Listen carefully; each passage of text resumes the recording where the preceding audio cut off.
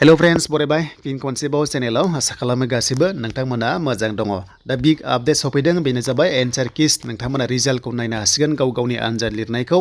बेनो जाबाय रेलवे पुलिसाव जाय नोंथांमोना आरपिएफआव एग्जाम होदोंमोन आरो एग्जाम होनो गोनां दङ जोबोर मोजां नोंथांमोननि थाखाय आपडेट सफैदों आरो लोगोसे आसामनि हेल्थ डिपार्टमेन्ट DHS DME नि एग्जाम लासिगोन बेनो जाबाय ग्रेड 3 आरो ग्रेड 4 बेनो जाबाय टेक्निकेलाव आरो नन टेक्निकेलाव। स' दायो जों अफिसियेल साइडआव थांग्रोगोन दा बेनो जाबाय आरआरबिनि सायाव आरो बेयाव फैनाय लोगो लोगो मोनसे लेटेस्ट आपडेटआ बेनो जाय नोंथांमोना आरपिएफआव एग्जाम होदोंमोन दा बेनि एन्सार किस होबाय दा बेखौ नायनायनि टाइम लास्ट डेट फैबाय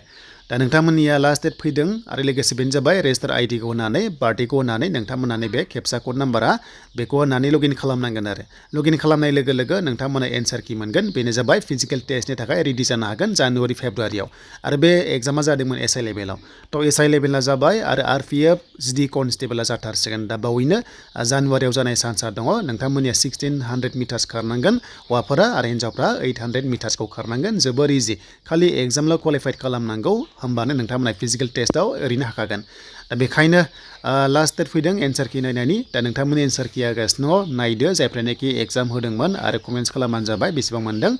बिनि जाहैबाय दिनैनिफ्राय जागायबाय आरो लास्ट डेटआ 22 डिसेम्बरसिम नोंथांमोना एन्सार किस नायनो हागोन आरो दा बेनो जाबाय नोंथांमोननि आरपिएफनि सायाव दा बयबो जायनाखि एप्लाइ खालामदों रेडि जाबानो जाबाय जानुवारि फेब्रुवारि मार्चनि गेजेराव फिजिकेल टेस्टखौ लागोन होनना बुंदों आरपिएफनिफ्राय खोनादों सर्सआव मोननाय बायदिबा दा बेखायनो रेडि जानाया मोजां एग्जामनि थाखाय बेनिफ्राय टेकनिशियान ग्रेड 3नियाथ' होगासिनो दङ एडमिटआ नोंथांमोननि एग्जामा फैखाबाय दा बेखौ जायफ्रानोखि होदों आइटिआइ गोनांफ्रा कमेन्ट्स नोंथांमोना खालामबानो जाबाय जोबोर मोजां साख्रि नोंथांमोना आरआरबिनि आन्दाराव मोननो थांगासिनो दङ आरो दा बेखौ जों मोनथिबाय स' दानिया जों थांसै आसामनि हेल्थनि सायाव दा बेखायनो जोङो डिएमइनि अफिसियेल साइडआव फैबाय